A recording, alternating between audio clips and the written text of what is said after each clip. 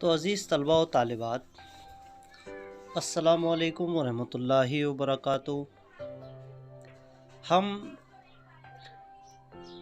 पढ़ रहे हैं नकाब और चेहरे, जिसकी मुसन्निफ़ा है सलमा सिद्दीकी।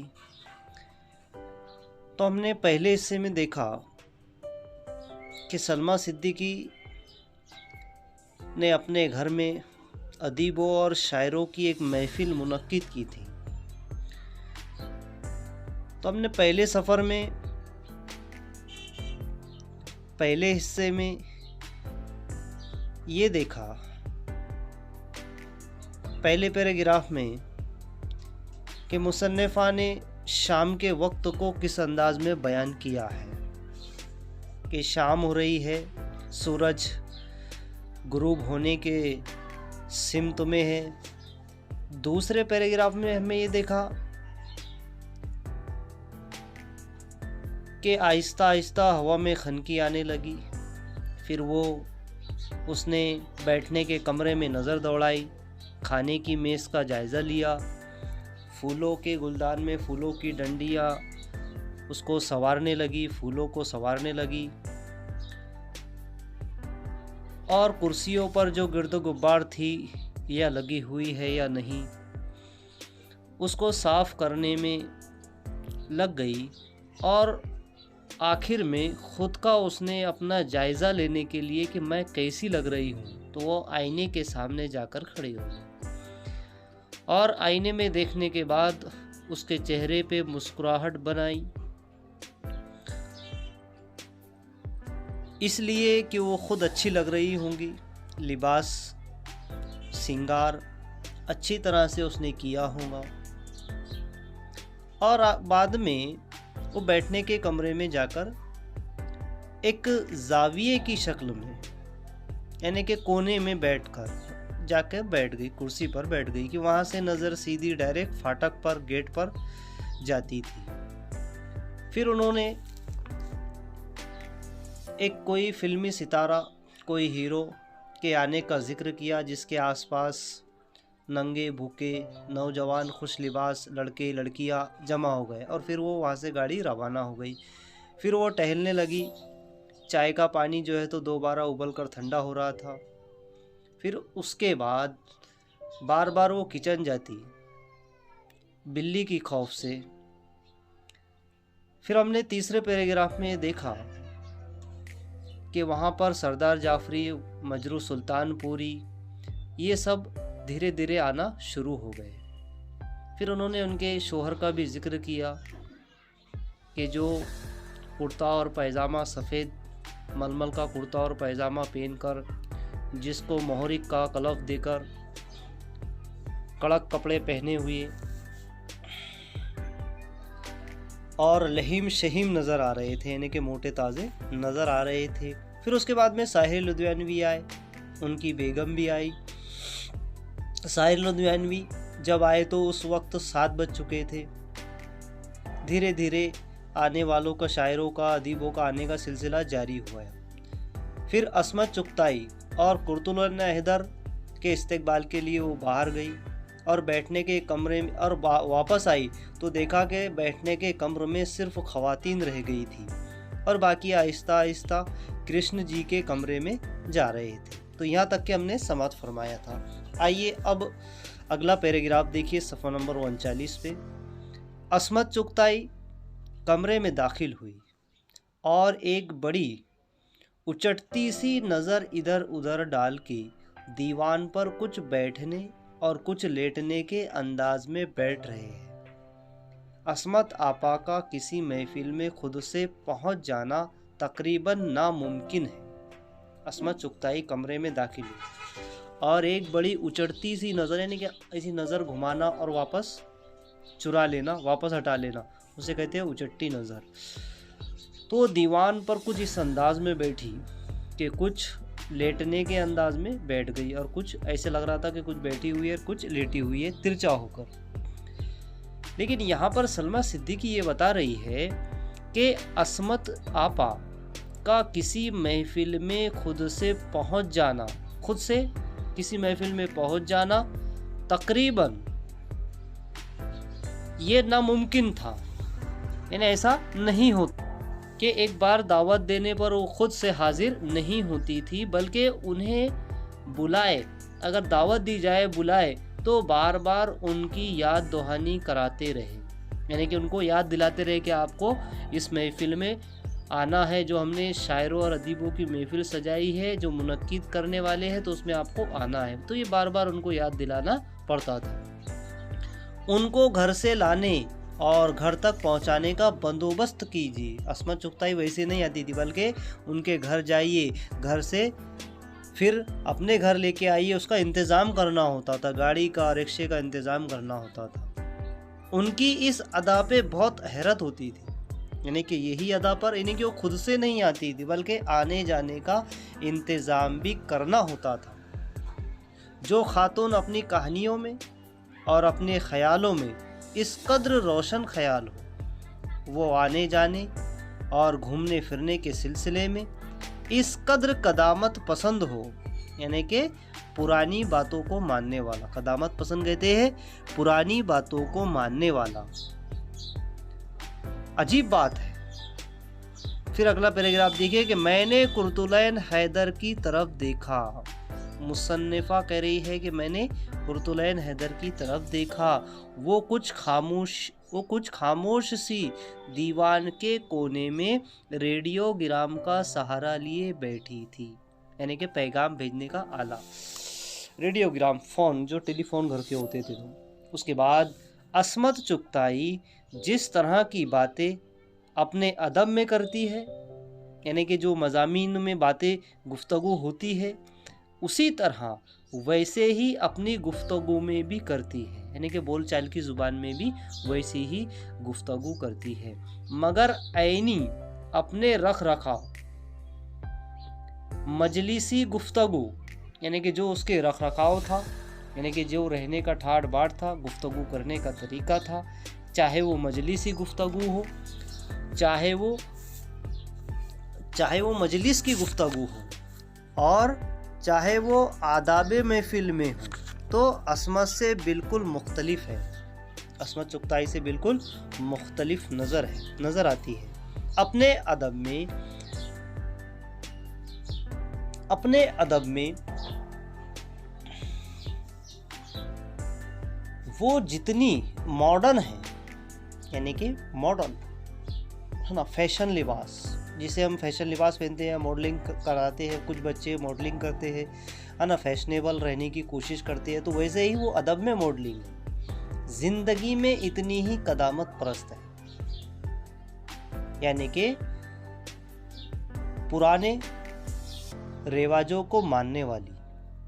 वो अदीबों की महफिल में कम नज़र आती है, अदीबों की महफिल में वो कम नज़र आती है, ऐनी बड़ी महफिलों में खुलती है।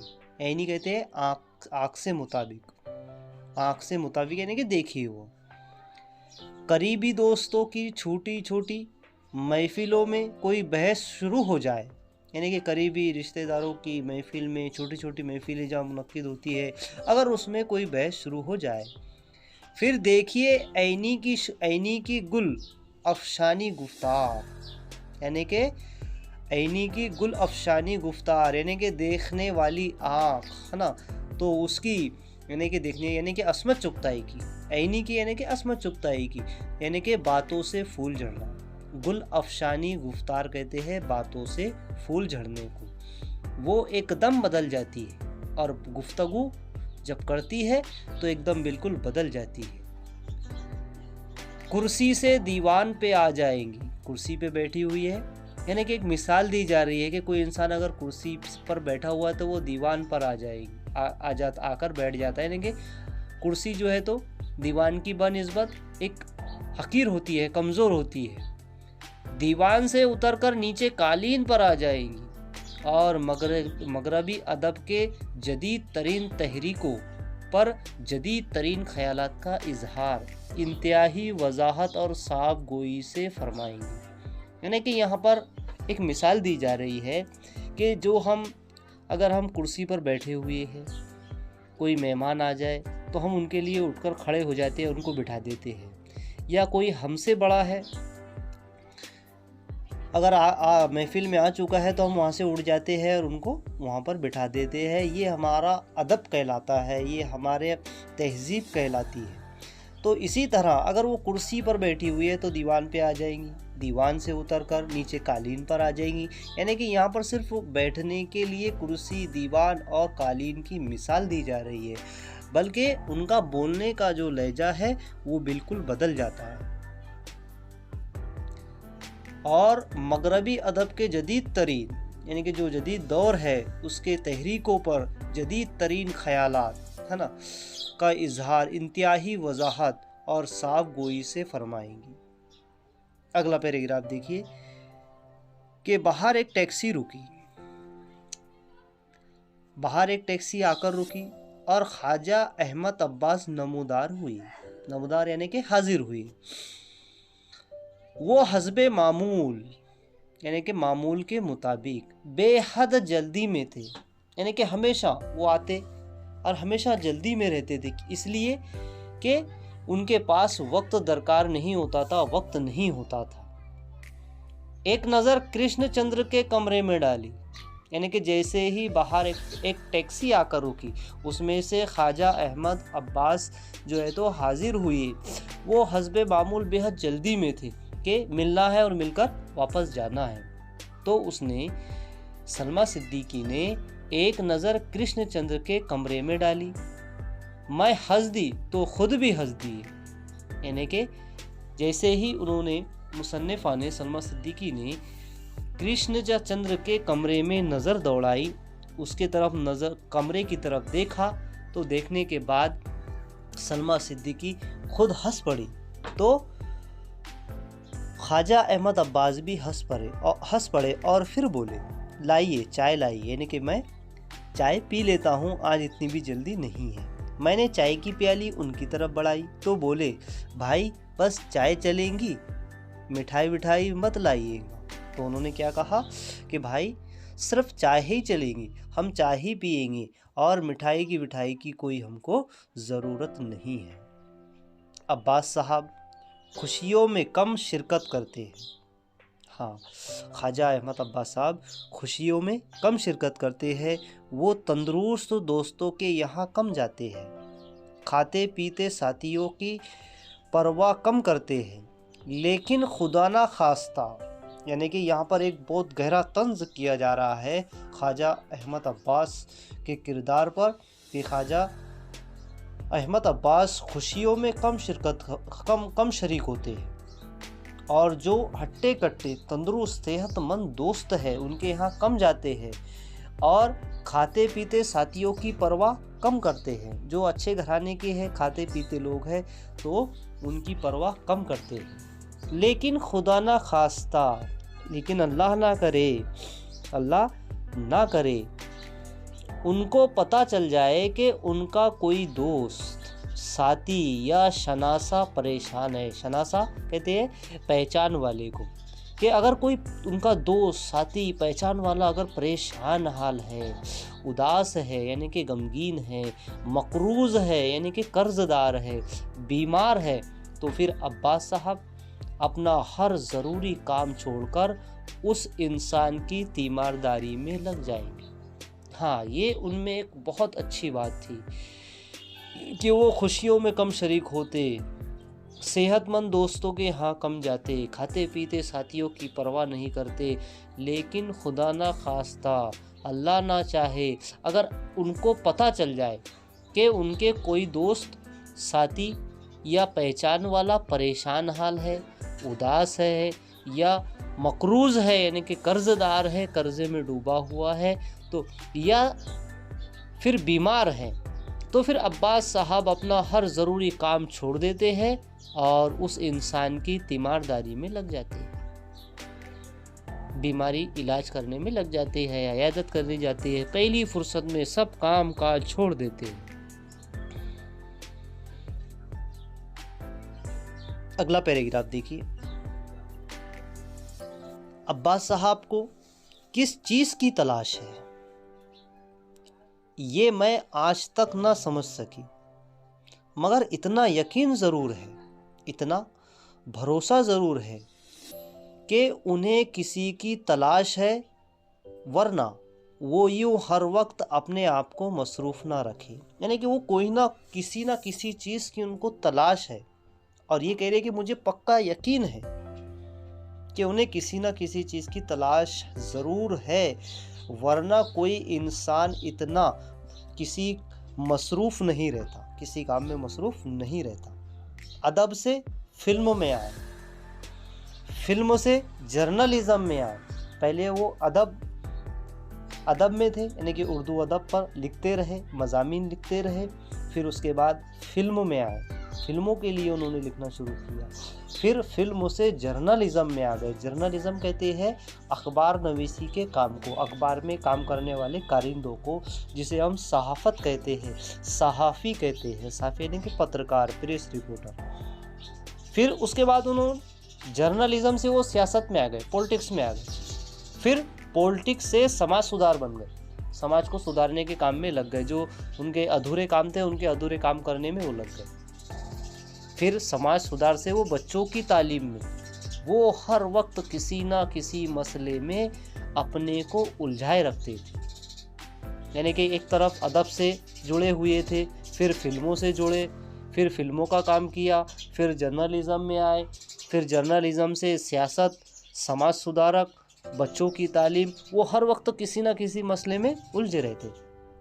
यूँ हर अदीब के पास चंद मसले होते हैं, मगर अब्बास साहब के पास सबसे ज़्यादा मसले। अदीबों के पास मसले होते हैं, लेकिन अब्बास साहब के पास सबसे ज़्यादा मसले।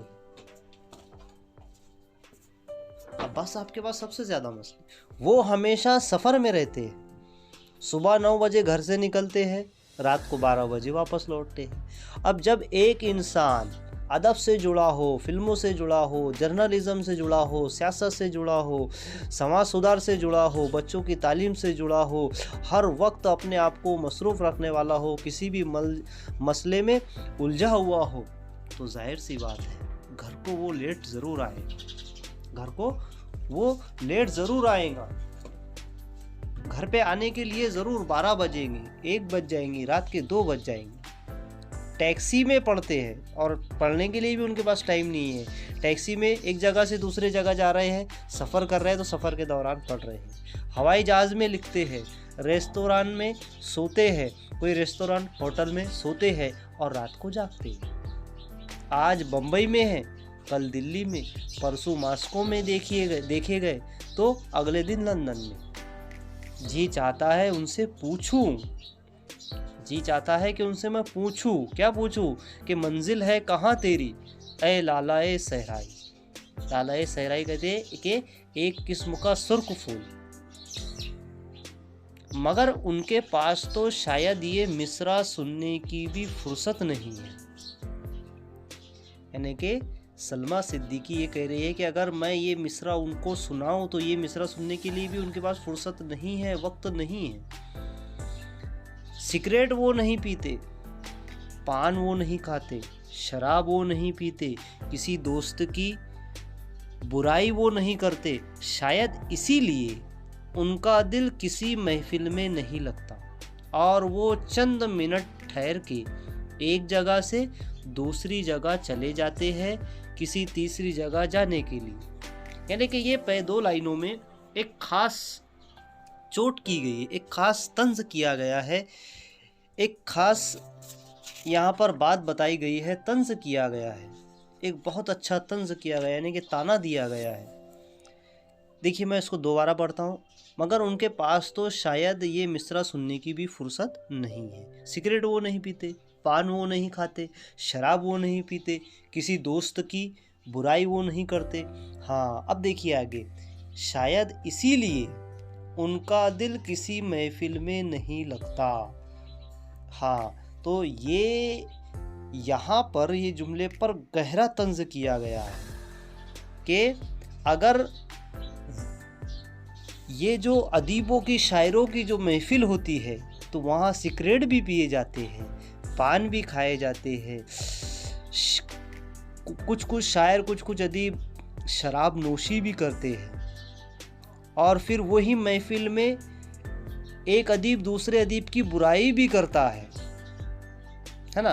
तो ये तमाम इसलिए वो महफिल में नहीं ठहरते क्योंकि उनमें ये तमाम बुराइयां नहीं हैं। और ये तमाम बुराइयां जहां अदीबों की, शायरों की महफिल होती है तो एक शायर या एक अदीब किसी दूसरे की बुराई करता है। वहाँ सिगरेट पिए जाती है, चाय पिए जाते हैं, पान खाना होता है, कुछ अदीब शायर शराब नोशी करते हैं, तंबाकू खाते हैं, गुटखे का इस्तेमाल करते हैं, है ना। तो यहाँ पर ये चीज़ पर तंज किया गया है। ये सारी चीज़ें अदब की महफिलों में भी होती है। फिर आगे वो बता रहे, इसलिए उनका किसी महफिल में दिल नहीं लगता। वो चंद मिनट ठहर के एक जगह से दूसरी जगह चले जाते हैं, किसी तीसरी जगह जाने के लिए। कृष्ण जी के कमरे में हाँफते हुए बाहर निकले हैं।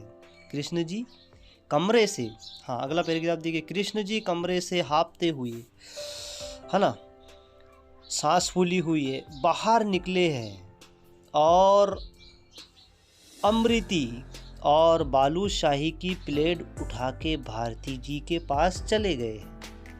हाँ, अमृति ये एक मिठाई है, मांस के आटे की बनाई हुई, है ना। बालूशाही और अमृति ये एक मिठाई, दोनों मिठाई के नाम है। तो बालूशाही तो हमारे यहाँ भी मिल जाती है, हम भी खाते हैं, बाज़ार से, मार्केट से ख़रीद कर लेके आते हैं। तो उन्होंने बालूशाही अमृति की मिठाई की जो है तो प्लेट उठाई और भारती जी के पास चले गए। मजरू साहब कुछ अशार गुनगुनाते हुए बाहर निकलते हैं और इधर उधर अपनी बेगम फिरदौस को ढूंढ रहे हैं। मजरू सुल्तानपुरी अशार गुनगुनाते हुए कृष्ण जी के कमरे से बाहर निकले और इधर उधर अपनी बेगम को तलाश करने लगे, यानी कि ख़वातीन जहाँ रुकी हुई थी वहाँ पर अपनी बीवी को नज़रें दौड़ाकर ढूंढने लगे। फिरदौस, बेगम फिरदौस सुल्तानपुरी पानदान खोले बैठी है। हाँ, क्या खोलकर? पानदान, पान खा रही है। मजरू साहब एक लम्हे को उनके पास रुके, हाँ कुछ सेकंड के लिए उनके पास रुके, फिर वापस कमरे में चले गए। मैं जितने अदीबों से अब तक मिली हूँ, सलमा सिद्दीकी कह रही है कि मैं जितने अदीबों से अब तक मिली हूँ, मजरू सुल्तानपुरी उनमें सबसे ज़्यादा इंसान है, सबसे ज़्यादा इंसान कहने के लायक आदमी है। यानी ना वो फरिश्ता बनने का दावा करते हैं, ना शैतान बनने की सलाहियत रखते हैं। यानी कि यहाँ भी एक चीज़ तंज की गई है कि अदीब, कुछ अदीब ऐसे होते, कुछ शायर ऐसे होते कि अपने आप को फरिश्ता कहते हैं, काहे के मैदान में, शायरी के मैदान में, नसर के मैदान में। और कुछ अदीब शायर ऐसे होते हैं कि जो शैतान बन जाते हैं, यानी कि नशावर चीज़ों का इस्तेमाल करते हैं, दूसरे अदीबों शायरों की बुराई करते हैं। तो ये दोनों भी चीज़ें मजरू सुल्तानपुरी में नहीं थी। उनकी मोहब्बत, नफ़रत, गुस्सा, हमदर्दी सब इसी ज़मीन से मुताल्लिक है, सब इसी ज़मीन से मुताल्लिक है जिस पे हम रहते हैं। वो शायर होने के बावजूद, वो शायर है, एक अच्छे शायर है, और शायर होने के बावजूद आम जिंदगी में कभी कोई मुबहम, गैर यकीनी, मावराई या इल्हामी बात नहीं करते।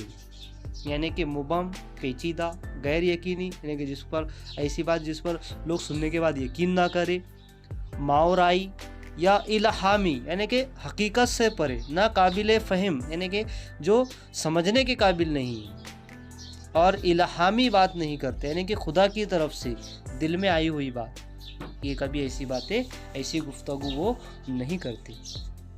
आम जिंदगी में बहुत प्रैक्टिकल आदमी है, खुद तजुर्बा करे हुए है, जो सिर्फ शेर की दुनिया में नहीं, अपने बाल बच्चों में भी रहना इसी कद्र पसंद करता है।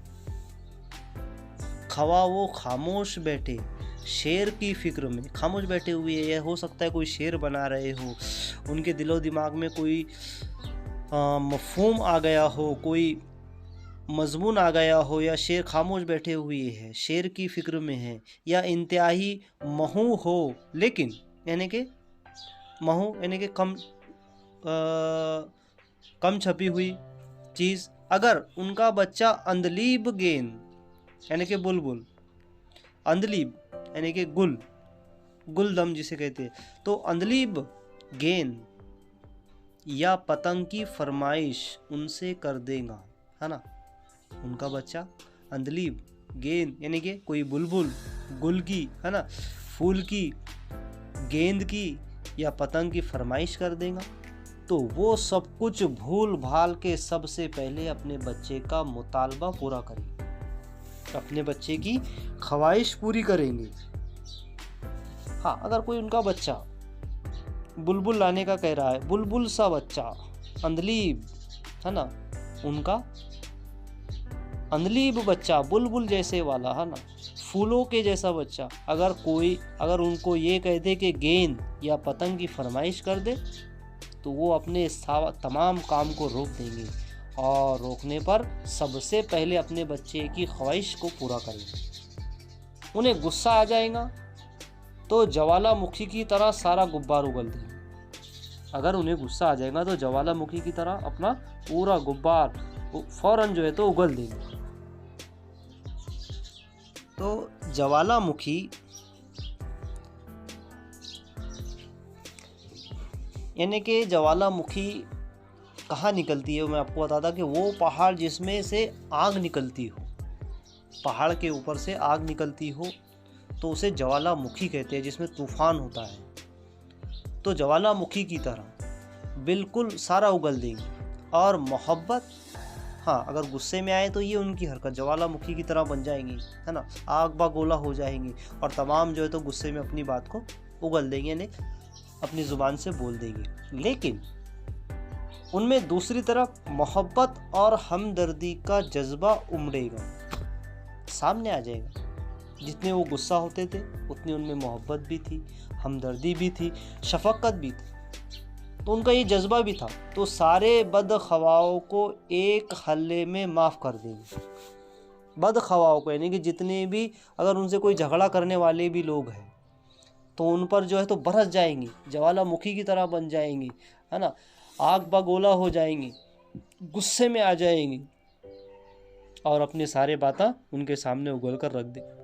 लेकिन उनमें उतनी मोहब्बत भी थी, हमदर्दी भी थी।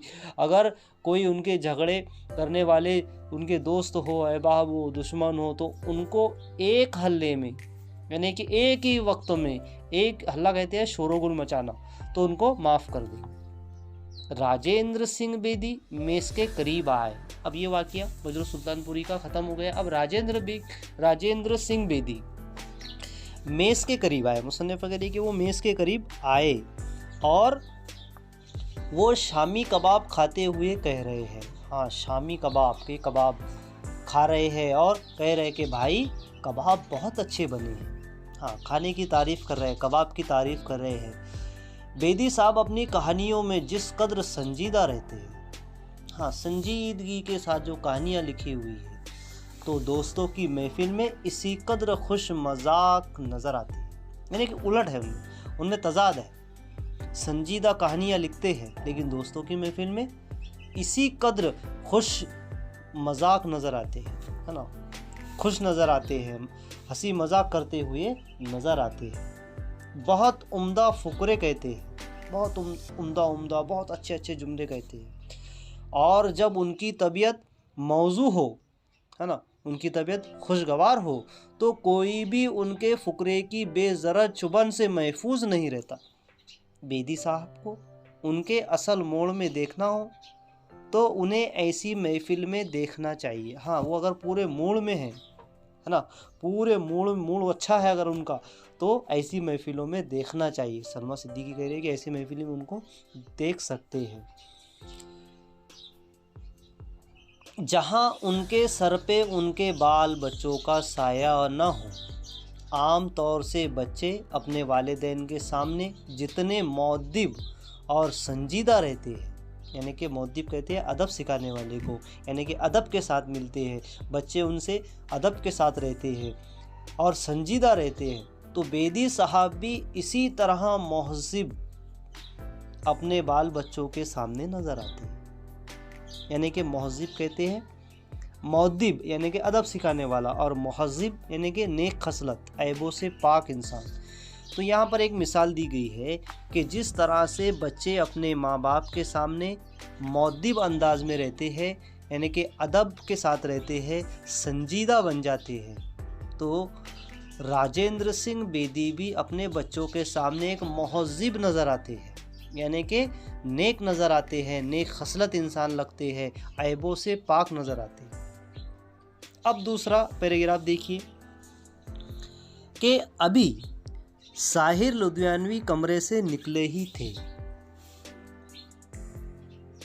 मीठा मौजू, धीमा धीमा लहजा, मौजू कौन सा? महजू, हाँ महजू, मीठा मीठा महजू, धीमा धीमा लहजा, इश्क और रोमान की नाजुक तरीन वारदात। वारदात कहते हैं हादसे के वक्त पर जाने, यानी एक हादसे के वक्त पहुंचना। जैसे कि हम एक लफ्ज़ सुनते हैं जाए वारदात पर, तो उनके रोमांस, नाजुक तरीन वारदात। अगर इनकलाब का जिक्र है तो इस कदर मध्यम, दिल गिरफ्ता यानी कि गमगीन लहजे में कि किसी सियासी नज़रिए का इजहार नहीं हो रहा है, किसी परी चेहरा महबूब का जिक्र हो रहा है। यानी कि साहिर लुधियानवी का नहीं, बल्कि ऐसा लगता है कि किसी परी जैसे चेहरे इंसान का जिक्र हो रहा है। ये है साहिर अपनी नज़मों में। साहिर कहते हैं जादूगर को। ये है साहिर अपनी नज़मों में। जब तक उनसे ना मिलूं यही सोचना पड़ता है कि ज़िंदगी में भी साहिर ऐसे ही होंगे, मगर मिलकर किसी तरह गुमान नहीं होता कि ये वही साहिर है, यानी कि जो नज़मों में होते हैं। मिलने के बाद ऐसा महसूस नहीं होता कि जो नज़मों में साहिर है, जो साहिर ने नज़में लिखी है, तो ये ऐसा महसूस नहीं होता। बाज़ औक़ात शुबा होता है कि दो साहिर हैं, एक नज़म लिखने वाला, एक अदीबों की महफिल में आने वाला। एक वो जो दिलकश नज़में कहता हो, दिलकश नज़में लिखता है, और दूसरा वो जो तल्ख़ हकीकत अफरोज़ यानी कि हकीकत की रोशनी, सच्चाई का लंबरदार हो, बल्कि कुनूतियत आमेज़ गुफ्तगू करता हो, सच्चाई का लंबरदार हो, फ़िक्र की बात करता हो। ये दूसरा साहिर मुझे पहले साहिर का नकाब मालूम होता है। हाँ, तो जो हमने आपको पहले हिस्से में बताए थे, पहले पार्ट में बताए थे कि नकाब और चेहरे का मतलब क्या है, तो अब यहाँ पर हम तमाम शायरों अदीब जो है तो तहरीरी शक्ल में कुछ और होते हैं, अदीबों और शायरों की महफिल में कुछ और होते हैं, है ना। उनका बोलचाल की ज़ुबान ये बदल जाती है। तो ये वही चेहरे और नकाब है, ये वही नकाब और चेहरे है। तो यह साहिर की एक मिसाल दी जा रही है कि ये दूसरा साहिर मुझे पहले साहिर का नकाब मालूम होता है। हाँ, पहले साहिर का क्या लगता है? नकाब मालूम होता है कि कभी पहला साहिर दूसरे साहिर का पर्दा पोश नजर मालूम होता है। इस पर अब मुझे हैरत नहीं होती, क्योंकि ये अदीब अपनी शख्सियत के अंदर और कितनी ही शख्सियतें छुपाए रखते हैं। यानी कि ये अदीब तहरीर कुछ करते हैं, लिखते मज़ामीन में कुछ और बयान करते हैं, और अपनी ज़ाती ज़िंदगी में कुछ और नज़र आते हैं, और आमने सामने महफिलों में कुछ और नज़र आते हैं। तो यही हमारे सबक का उन्वान है, नकाब और चेहरे। नकाब और चेहरे, चेहरा से मुराद आगे हम आपको बताएंगे सबक के इख्तिताम में। मैंने घड़ी की तरफ देखा, सुई 11 पर आने वाली थी, यानी कि रात के 11 बजने वाले थे, खाना मेज़ पर लग चुका था। मैंने कृष्ण जी को आवाज़ दी ताकि अदबी अदबी मौजू के बाद कोई दूसरा टॉपिक जलेबी या अमृति के बारे में ना छिड़ जाए, यानी कि शुरू हो जाए, जलेबी के बारे में या अमृति मिठाई के बारे में शुरू हो जाए। और जब अदीब और शायर खाने की मेज़ की तरफ बढ़ने लगे तो मैं सोचने लगी कि कुछ लोगों का ख्याल है कि बम्बई के ये बड़े अदीब जब आपस में मिलते होंगे तो एक बहुत ही बुलंद सतह पर इंतहाई दानिशमंदी की गुफ्तगू करते हो। है ना, दानिशमंदी की, अक्लमंदी की गुफ्तगू करते होंगे और दुनिया जहान के मसले सुलझाते होंगे, पूरी दुनिया के जहान के मसलों को सुलझाते होंगे। लोग ऐसे सोचते होंगे बम्बई के, जब तक मैं उन लोगों से नहीं मिली थी, अदीबों और शायरों से नहीं मिली थी, मैं भी ऐसा ही सोचती थी। सलमा सिद्दीकी कह रही है कि जब तक मैं अदीबों और शायरों से नहीं मिली थी, ऐसी अदबी महफिलों में नहीं मिली थी, मैं भी ऐसा ही सोचती थी कि ये बड़े बड़े शायर, ये बड़े बड़े अदीब जब आपस में मिलते होंगे तो एक बहुत ही बुलंद सतह पर इंतहाई दानिशमंदी की गुफ्तगू करते होंगे और दुनिया जहान के मसले सुलझाते होंगे। तो मुसन्निफ़ा भी ये सोच रही थी। अब आइए आखिरी पैराग्राफ देखिए। बड़े अदीबों की महफिल में मियारे गुफ्तगू सतही, यानी कि ऊंची गुफ्तगू, मामूली बल्कि कभी कभी निहायत आमियाना होता है। यानी कि वो अदीबों की महफिल में ऐसी गुफ्तगू होती थी, ऐसी ऊंची ऊंची गुफ्तगू होती थी कि जो आमियाना यानी कि आम जिंदगी में आम इंसान, जब चार पांच इंसान एक जगह जमा हो जाते हैं और आपस की गुफ्तगू करते हैं, तो वैसे ही ये भी अदीब, ये भी शायर आपस की गुफ्तगू भी ऐसी ही करते हैं। उनसे बढ़कर दानिश्वरी की बातें तो वो करते हैं जो नुक्कड़ के होटल में बैठकर चाय पीते हैं। इसलिए अदीब की ज़ाहिरी यानी कि दिखावी गुफ्तगू, रहन सहन, तबीयत और मिजाज से आप उसके अदब का अंदाज़ा नहीं लगा सकते। अदीब की ज़िंदगी का जो सबसे अहम पहलू है वो उसे 100 पर्दों में छुपा कर रखता है। अदीब की ज़िंदगी का जो सबसे अहम पहलू है, उसका जो मकसद होता है, उसका जो एक हिस्सा है, वो उसे 100 पर्दों में छुपा कर रखता है। आप उसे सिर्फ किताब में देख सकते हैं, यानी कि जो उसकी मुरत्तिब करदा किताबें हैं, जो किताबों में उसके मज़ामीन शाये किए गए हैं, जो उसने अपने मज़ामीन तहरीर किए हैं, आप उसमें देख सकते हैं। तो इस सबक का मकसद ये है, इस सबक का मतलब ये है, चेहरे और नकाब। चेहरे से हम यहाँ मुराद लेंगे कि यानी कि जो उनकी अदबी ज़िंदगी है, जो वो मज़ामीन तहरीर करते हैं, खाके लिखते हैं, ड्रामे लिखते हैं, नावेल लिखते हैं, कहानियाँ लिखते हैं, रिपोर्टाज लिखते हैं, खाके लिखते हैं, ये तमाम चीज़ें ये उनके चेहरे हैं। नकाब है ना, ये तमाम चीज़ें उनके नकाब में आते हैं कि ये इनको उन्होंने छुपा कर रखा है। जब उनकी ज़ाती ज़िंदगी में हम देखते हैं तो फिर उनके चेहरे सामने नज़र आते हैं। तो अज़ीज़ तलबा और तालिबात, हम उम्मीद करते हैं कि नकाब और चेहरे, इसका दूसरा पार्ट भी आपको अच्छी तरह से समझ में आया हो।